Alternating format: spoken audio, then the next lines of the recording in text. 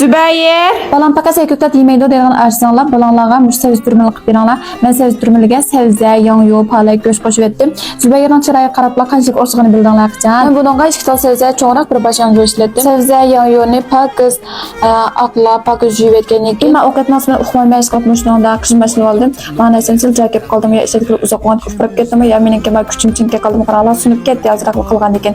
Shunday men bir almashtirdim-da, yana bir narsa pakkan to'qashnoda qishmashni oldim. Yağni sebzeni o'xshash salat qilib qishmashni oldim. Tomoq etish kelganda qiynalmayman, tomoq etishim tez tuyulmaydi, ammo qaysi tez tuyuldi desalar, nima etishni o'ylashi sal tez tuyulib qoldi menga. Har kuni o'ylashga odat bo'lib ketgan bir ishim bor, ya'ni qanday tomoq etish.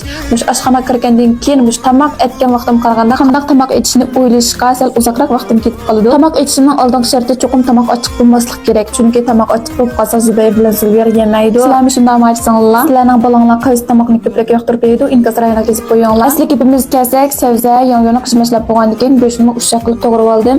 Anadan piyozni ozroq to'g'rab etdim. Endi palakni bir qaynatib elib olgandan keyin 2-3 yerdan to'g'rab etib, qiyma qo'shib etdim. Buningga zira yana ozroq tuz qo'yib oldim. Qo'yayotgan o'xshaydi demanglar, ozroq suv qo'ysanglarmi bo'ldi-ku, lekin men odatda tuzni suvga chilab qo'yib pishirmayman, quruq tuz ishlatmayman. So'ng men suv aralashtirmay, suvga chilab olgan tuzni olib, men ximir jo'ro cho'p yeyishga vetvergan chiqarishlardan ximir ana jo'ro emas, ammo da yoyimiz demasam, sizlar menda yoshlik qilsa deb o'ylayman, chunki men ximir yeyishni o'rganganday uzoq bo'lmadi, endi ma'nodagi yeyilgan ximirlarni bozorda sotmagandan keyin qo'limiz yeyish to'g'ri kelganda mustaqil o'ng'il yeyib yurib chiqib yeyishni xil o'rganib oldim deb turolay. Barda tekshi nipis qilib yeyib olgandan keyin bayam tayyorlab olgan qizmini ustiga tekshi surib oldim. Undan buni yana tekshi holatda tatib turib yugib oldim. Yugib bo'lgandan keyin jumbal qozonga silib 20 minut dumlagan bo'ldim. Mana qizlar mavsum turmida tayyor ketdi.